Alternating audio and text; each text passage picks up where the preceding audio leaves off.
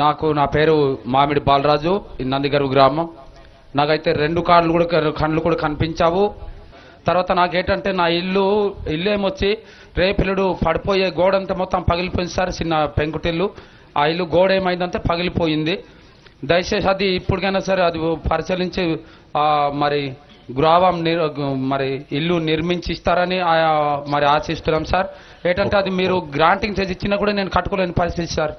అలాగే అందుకని మీరే అది ఒక సొంత మరి గృహం నిర్మించి ఇస్తారని మరి కాలకాలానికి దినానికి మీ కుటుంబంలో నేను రుణపడి ఉంటాను సార్. మీకు ఇంకా ఏమిచ్చి రుణం తీర్చలేను.